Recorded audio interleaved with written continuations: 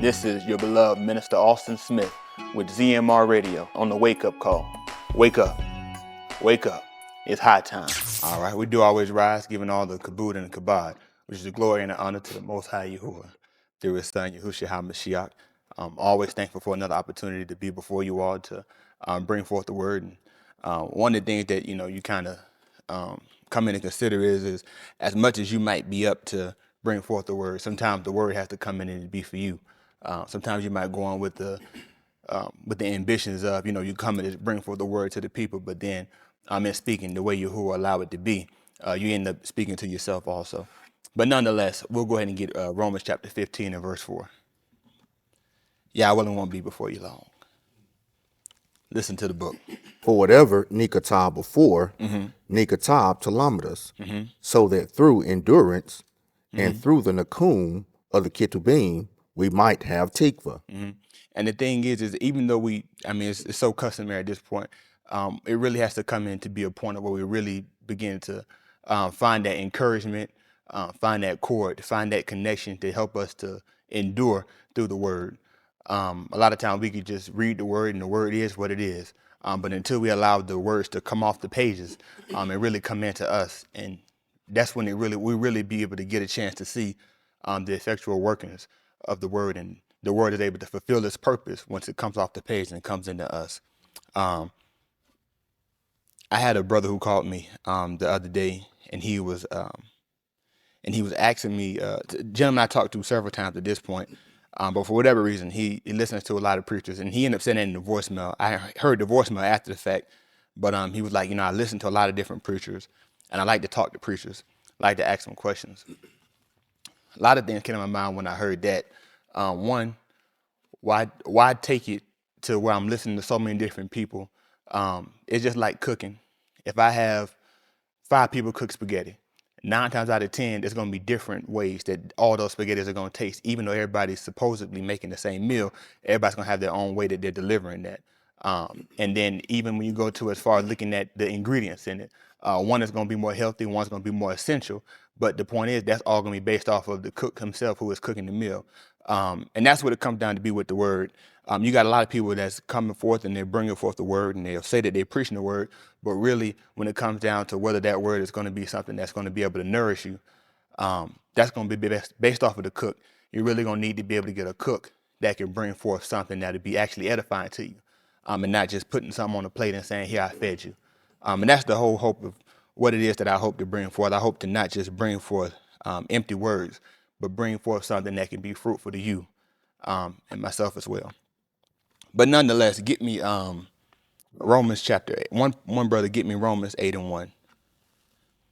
One of the things that brother was talking to me about on the phone was, it really always kind of come back to, trying to be saved. But the thing is, a lot of us, we want to be saved, but we don't really look at what it's going to take. We don't look at the correction it's going to take, the instruction it's going to take, the work that it really takes from us. It's a lot of work in being saved. It's not as easy and cut and dry as we might think, or as we might hope. And a lot of times, even if you, matter of fact, we're just changing as we go. We'll start with that 1 Corinthians 13 and 10. One of the things that we really have to do, we really have to get to the point where you got to really get to the point of trusting Him all the way. One of the things that I try to do is try to navigate my life moving off of feeling like, moving off of the inspiration that Yahuah gives. And a lot of times you move out that inspiration and, in doing that, you'll feel like everything that'll happen out the result of that will be good. And only good things will happen because I'm moving off of the inspiration. But sometimes, even off of that, what if the good that's going to happen is going to come out of you getting something bad at first? And sometimes, even when it comes down to correction, sometimes when you move and you end up getting corrected, you don't look at it for the fact of the correction part of it. It hurts, especially when it's in front of so many people. And you get cut down so hard, you'll feel like, man, well, what was the purpose of that? But then when you really take into consideration the fact of, well, the purpose of that was to get you right. So was there a purpose in it? If it led to me getting corrected so I can be right, then I say it fulfilled its purpose. But anyway, go ahead and get me that 1 Corinthians 13 and 10. Listen to the book. But when the completion comes, then that which is in part shall be done away. Matter of fact, get me 13 and 9. Yes, sir. How do Yahuah? He's amazing. He's amazing. Listen to the book. For it is in part that we yada, and it is in part that we naba. So everything that we had was in part. But when the completion comes, then that which is in part shall be done away. So when we get to that point of perfection, then at that point, that which is in part will be done away. So the whole purpose of us getting the word and constantly coming in is to get to that point of perfection. So that way, that which is incomplete can be done away. When I was a yalit, I spoke like a yalit. When I was a child, I spoke as a child. I bana like a yalit. I understood as a child. I thought like a yalit. I thought as a child. When I became an ish, I did away with the things of the childhood. But when I became a man, I put away the things of childhood. And the thing is, even with that, the only way you're going to grow is going to become off of two things. One, off of time. Time comes in and helps you to grow, but also knowledge. In the time, you ought to be gaining knowledge to bring you to a higher statute. Even when he talks about how he went from being a child to being an adult, even with that, let's look at it like this. When we come in and we first begin to hear the word, that first point of transformation, now we had to become as a child. But in order for us to continue to grow, we had to continue to intake the word. So even with that, even as a child and trying to go up to the point of maturity, there's going to be different things that we're going to have to change. We're going to have to see, okay, just like if a farmer planted a tree, he's going to put things in there to fasten that tree to make sure, yes, I established it. Yes, I put it in good ground. Yes, I'm watering it. But sometimes I got to anchor this tree. I got to use things to anchor this tree to make sure that while it's growing, it grows upright. Come on. Yes, sir. For now we see at the mirror and in the riddles and then face to face. Now I know in part, but then when I shall know, as I also have been known. Now these three shall stand amunah. You call ahaba, but the greatest that is among them is ahaba. That's the last verse. That's not what I wanted. What's that? Let he that think he standing take heed lest he fall. I thought it was 13. Maybe is it Romans 13? It's Try. Corinthians. It's got to be 1 Corinthians. I can't think which book. 10 and 12. 10 and 12. Give me 10 and 10. I do for my studio audience.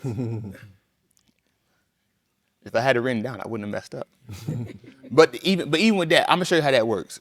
Even with that, that's a very simplistic example of exactly what I'm talking about. Sometimes how you'll be moving and things will happen and it'll feel like that was a mistake. But even in that, how we went to that 13th chapter of the book of 1 Corinthians, the thing is, it still made sense. It still worked into the purpose of. So even while to me, I felt like, man, I know what I wanted and it wasn't exactly what I wanted, but it still worked for the purpose of. So the thing is, was it a mistake? Or did it just not work the way I wanted it to? It didn't work the way I saw for it to do, but it went out just the way Yahuah saw fit for it to do. And the thing is I don't know who that was for, but the thing is he does. So that's the thing. Even in the things that happen to us and we look at it and we'll say, well, I wanted to go one way. But maybe he had to go another way because it was for somebody else. Maybe if it would have went the way that I wanted to go, you wanted to go, it wouldn't have fulfilled this purpose. But that's the whole point of why the word came. Come on. Listen to the book. Nor grumble, even as some of them grumble, and were destroyed by the yod of the destroyer.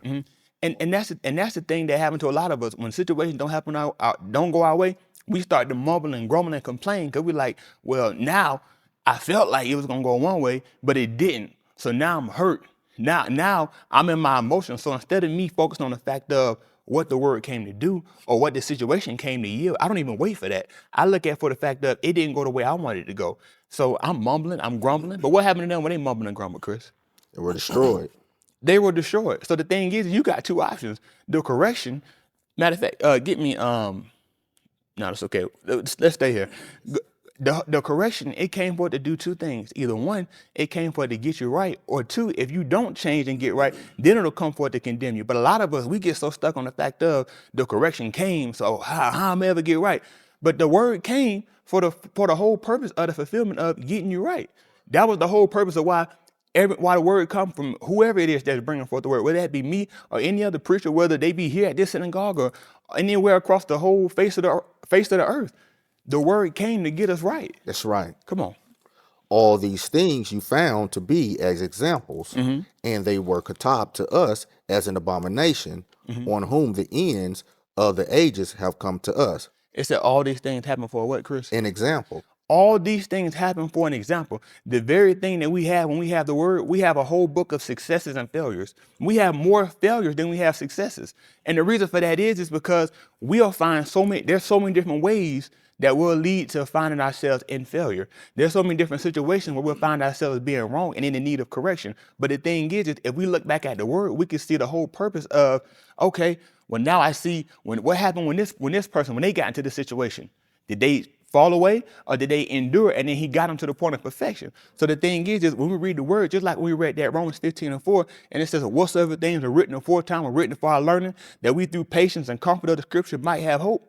The whole thing is that's how we're going to get our hope, is through the word. Seeing how did they navigate through these different situations? How did they navigate through correction? How did they navigate when it came down to a situation where they had to really wait out to see how Yahuah was going to move in that situation?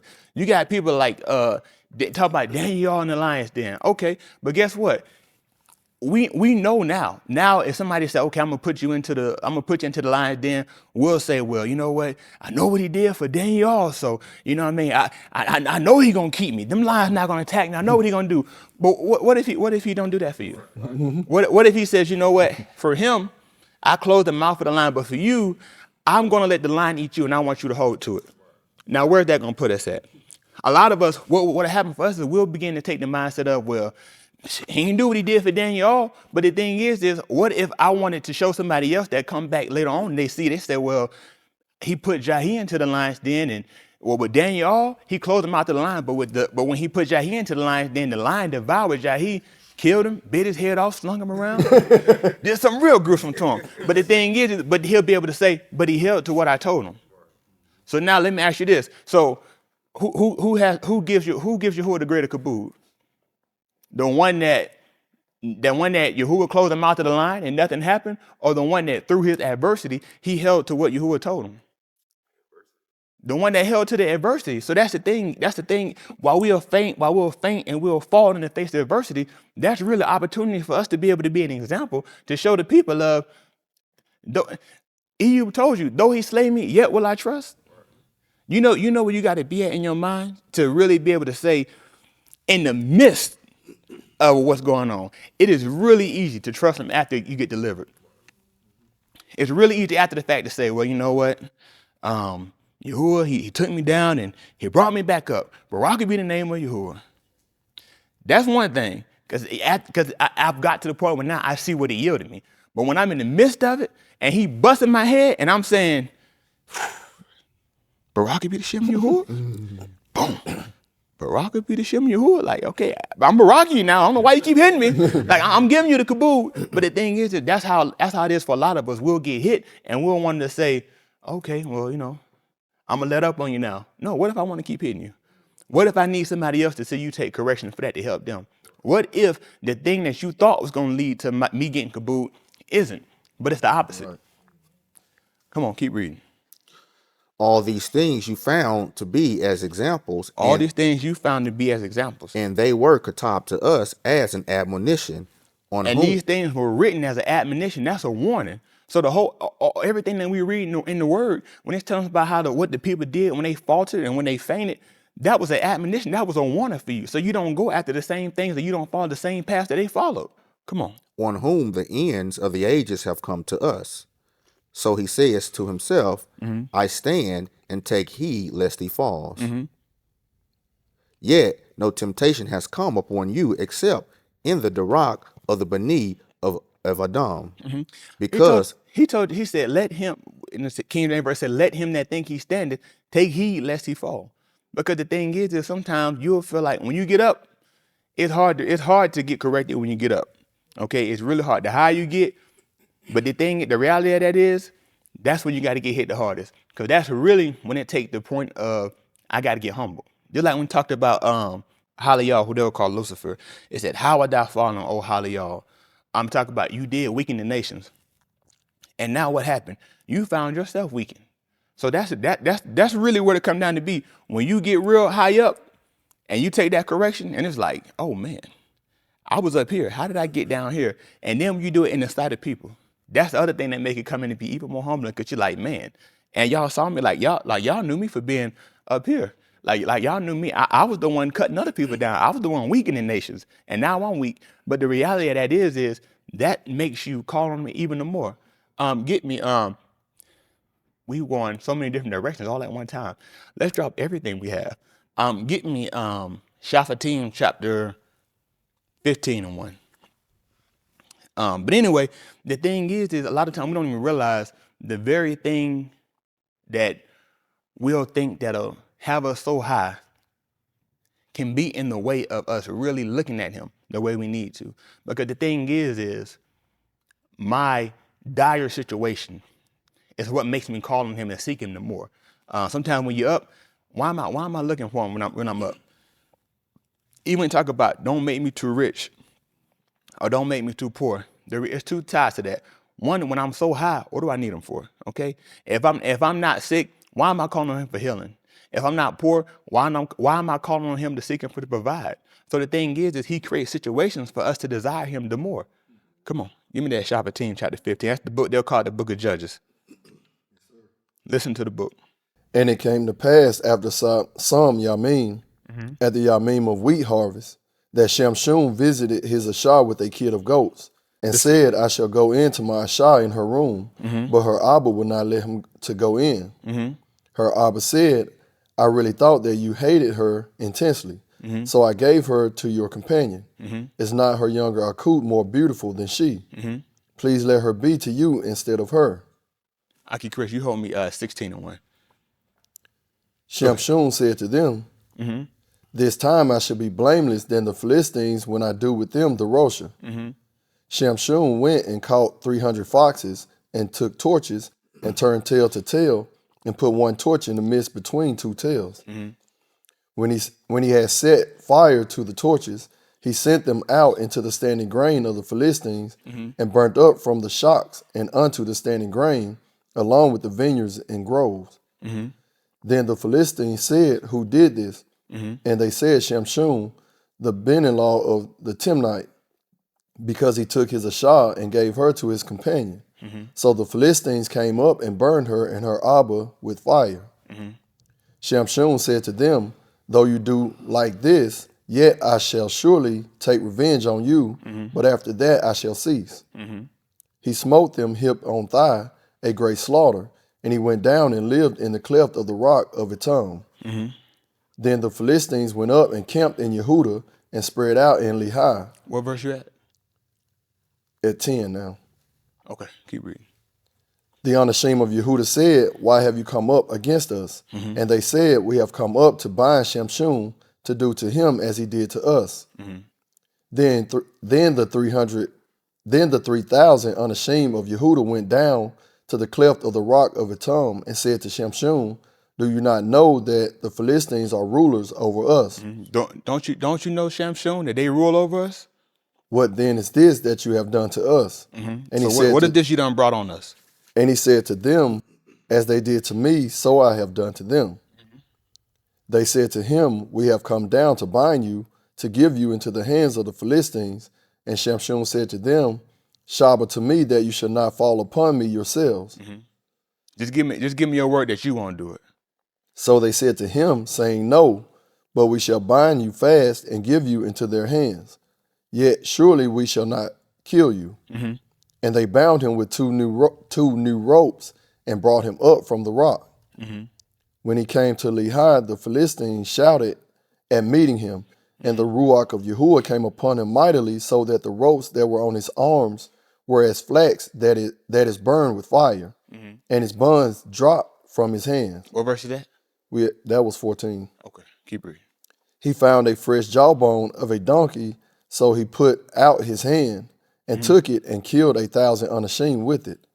Then Shamshun said, with the jawbone of a Chamor, a heap, 2 heaps, with the jawbone of a Chamor I have killed 1,000 Anashim. And it came to pass, when he had finished speaking, he threw the jawbone from his hand, and he called that Malkum Ramath Lehi.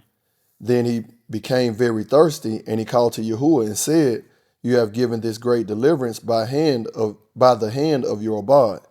And now shall I moot of thirst, and fall into the hands of the uncircumcised. But Elohim split the hollow place that is in Lehi so that Ma'im came out of it. When he drank, his Ruach returned and he revived. Therefore he called the name it Hikor, which is in Lehi to this Yom. So he judged Yasharal 20 Shanim in the Yamim of the Philistines. Let me ask you this: anybody know where did Shamshun's strength come from? No, the limit to his strength was unknown, but where did his strength come from? Here. If you would read that verse 14 one more time. When he came to Lehi, the Philistines shouted at meeting him, and the Ruach of Yahuah came upon him mightily, so that the ropes that were on his arms were as flax that is burned with fire. What came on him? The Ruach of Yahuah, His hair.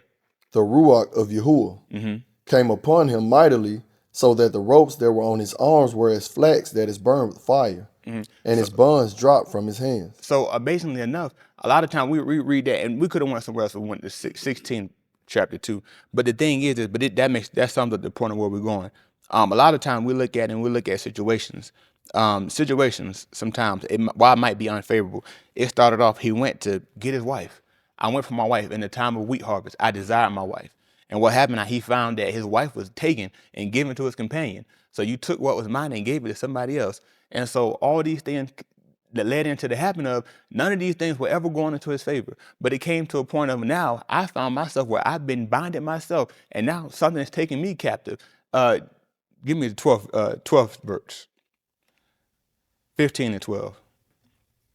Yes, sir. Listen. They said to him, we have come down to bind you, to give you into the hands of the Philistines. We've come to bind you and give you into the hands of the Philistines. And Shamshun said to them, Shabbat to me that you should not fall upon me yourselves. He said, you give me your word that you won't do it yourselves. The thing is what did Shamshun do against them? He didn't do anything against them. He did something against the Philistines. But the thing is to them, they looked at it like, well, if you do this to the Philistines, then what are they going to do to us? So they became fearful to themselves. And they're considering the fact of, okay, yeah, you're going to do all these things, and you got the power to deliver your stuff, but where that's going to put us? Because they knew Shamshun was strong. He had done all these different things. So surely this was a known thing. They ain't have social media, but I'm sure his strength was viral. I'm sure everybody would have known, okay, like, hey, they got this strong guy over here, you know what I'm saying? Like, he the same one who took the fire and tied it between the two tails, the two foxes, and sent them in the midst of the standing corn. So the thing is that these things would have been known in that area. They would have known, hey, who did this? It was Shamshun. Shamshun was the one who did this. But what did he tell him at verse 14? When he came to Lehi, the Philistines shouted at meeting him, and the Ruach of Yahuah came up. They shouted at meeting him. So the thing is the fear and the honor and the power was all going to who? Was going to Shamshun. So the thing is, who did they have the fear and the reverence for? They had the fear and the reverence for the man. But let's see where the man got his strength and his power from. And the Ruach of Yahuah came upon him mightily, so that the ropes that were on his arms were as flax that is burned with fire, and his bonds dropped from his hands. So when the Ruach of Yahuah came upon him, those ropes, the things that had him bound, became just as flax when it touched the fire. You know how fast a piece of fire will burn through something? Especially when it's something thin, it's going to just completely devour it. And it's not just going to devour to the point of, okay, well, I'm loose from it, but it's going to destroy it. It's going to destroy the very thing that was holding it captive. So what happened when we take on the Ruach? What happened to us when we take on the Ruach? What's going to hold us and bind us and hold us captive? Nothing. Because the Ruach is upon us, so where's our weakness going to come? It's not. We're gonna take on strength, but in order for it to take on strength, we had to first take on weakness. Now, how we take on weakness, that's us coming under the submission of the word. So when the word coming in to correct me, it's for the purpose of what? To make me strong, so that I can do what? So that I can be free, that I can be made loose from the things that's been holding me back. Get me Romans, we'll try to close it. Get me Romans chapter 6, 6 and 12. How do Yahuah? I tell you what, one thing for sure, and two things for certain. Not only did I not know what I was going to preach today, I was up here, and I had so many different directions I wanted to go. But I do Yahuah because while I might have had a plan, he established. So what I had was a hope, but he had already knew what I was going to preach. And I'm so thankful. I'm so thankful for Yahuah. Because the thing is, even in that, even in the weakness of what we have naturally, he's given us chances to be able to see that if you just wait on me sometimes, if you just wait on him, what he'll do. But a lot of us, it's hard for us to take on that point of weakness because as a natural man, especially when you look at it and you've been up, it's hard to accept the fact of, well, I know what you can do, but what if you just do that without making me weak? And you just take me from strong and make me even stronger. But the thing is what caboose is it in that? Just like we made the example of with the lion's den, how does he get the greater caboose? How does he get the greater glory and the greater reverence? Is that going to be from us being up or from us being down and us showing the restoration? Even if we didn't go there, but if you go to the 16th chapter of the book of Shaphatim with Shamshun, his situation only became to be worse and worse. But the thing is even when it came down to the point where they took him into the Beth to try to make sport of him, to the house to try to make sport of him, what happened? He got strength yet again. That's the whole point of it. If sometimes just wait on me, just wait on Yahuah. Wait, I say on Yahuah and be of good courage. And the thing is we should have been able to understand that from the word. Just like when we read in the what was that in book of 1 Corinthians. Sometimes, why don't you just wait on them? All these things, you got so many different examples of things from the good and the bad. You got so many examples of people who trusted in them and people who didn't trust them. If you go to the book of Abarim, chapter 11, they call it the book of Hebrews, it'll tell you about all these people who trusted in him. In the Beth HaMashiach version, it'll say now, I think it said now trusting. But in King James, it'll say now faith is the substance of things hoped for, evidence of things not seen. Because the thing is I don't see how you gonna work me out of this situation. Because the thing is, if I see it, then what am I trusting you for? I don't trust that you standing right there. I see you standing right there. So you don't have to say I'm right. I know, like I see it. I'm not hoping for anything. I'm not waiting on the fulfillment of anything. I know where you are. So the thing is, now when it comes down to Yahuah, are you at the point of where I know you enough to know that even though I don't see how you're going to work this out, I don't see what the good is going to be out of the situation, I trust you enough to know that if you brought me to this situation, you can deliver. That even if you make me weak, you can come back and strengthen me. Even if you don't strengthen me, I know that you'll still take care of me. I know it's still going to work out for my favor. But a lot of times it's so hard for us to really get into that point of trusting him enough to say, I'm going to wait it out. Let me wait it out and see exactly how you move. And then the thing is, even with that, we'll say that, but then we'll feel like you got to, okay, well, I'm going to wait on you, but let me just do this just in case. Let me just put this out here just for me.